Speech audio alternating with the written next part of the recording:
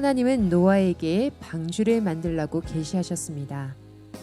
그 시대 사람들의 죄악이 관영하고 혼인문란으로 인해 하나님께서는 심판을 정하시고 그 시대 의인인 노아에게 계시해 주셨습니다. 노아는 방주를 만들면서 회개하라고 복음을 전했습니다. 그러나 사람들의 반응은 냉담했습니다. 그렇게 외쳤음에도 불구하고 아무도 듣지 않았습니다. 그리고 산에서 방주를 만드는 노아를 비난하고 조롱했습니다.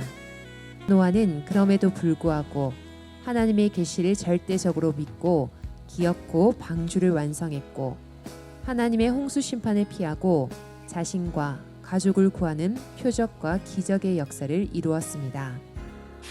요셉은 자신의 미래에 관한 계시의 꿈을 2번 꾸었습니다. 그러나 그 꿈이 이루어지기까지는 많은 어려움과 역경이 있었습니다. 노예로 팔려가기도 했고 누명을 쓰고 감옥에도 갇혔습니다. 그러나 오랜 시간 인내하고 참고 견딤으로 17세 때 노예로 팔려가 30세 때 총리 대신이 되었으며 나라의 기근 문제를 해결하고 자신을 팔았던 형제들과 가족을 불러 기근을 면하게 하였습니다.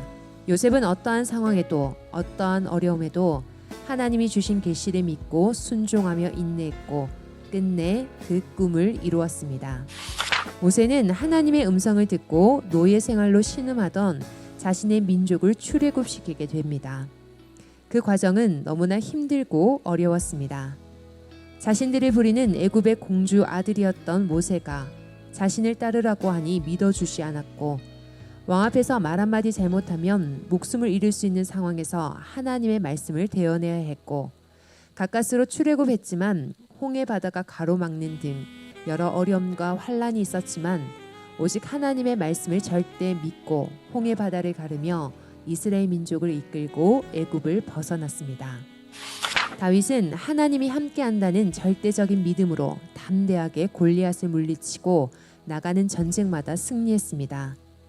또한 자신을 죽이려는 원수 같은 사울을 자신이 죽일 수 있는 상황이 있음에도 불구하고 자신이 원수를 갚지 않고 하나님께 맡겼습니다. 왕이 된 후에도 늘 하나님께 감사하며 찬양으로 영광 돌렸고 그 영광을 받으신 하나님은 다윗의 혈통을 통해 메시아가 나게 하셨으며 그의 아들을 통해 성전을 이루는 축복을 주셨습니다. 믿음의 근본이 되시고 믿음의 실체가 되셨던 예수님은 오직 믿음과 사랑으로 구원의 역사를 펼치셨습니다. 그러나 4,000년간 하나님을 기다렸던 유대인은 예수님을 믿지 못했고 오히려 핍박하며 죽음의 길로 내몰았습니다. 그런 극적인 상황 속에서도 예수님은 오직 하나님의 말씀과 사랑을 몸소 보이시며 십자가를 지심으로 신약 구원의 문을 여셨습니다.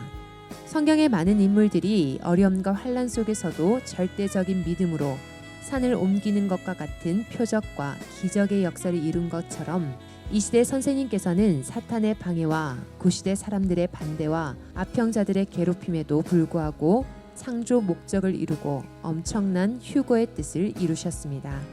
이것은 산을 옮기는 정도가 아닌 마치 연약한 여자가 지구를 옮기는 것과 같은 표적이라고 하셨습니다. 이 시대 주를 따르며 휴거를 이룬 우리도 그러하다고 하시며 절대 믿음 변치 말고 끝까지 가야 된다고 하셨습니다. 우리는 이 엄청난 역사를 이루고 지금 살고 있는 거예요. 축복받고 복을 받고 사랑을 받으며 살고 있다는 것입니다. 이것을 깨달아야 돼. 이런 일 저런 일 절대 믿고 가라. 그러면 잘 된다. 깜깜해도 믿어라. 금방 새벽이면 날이 샌다. 절대 믿고 가라. 알겠습니까? 끝까지 가야 돼요. 끝까지 해야 됩니다.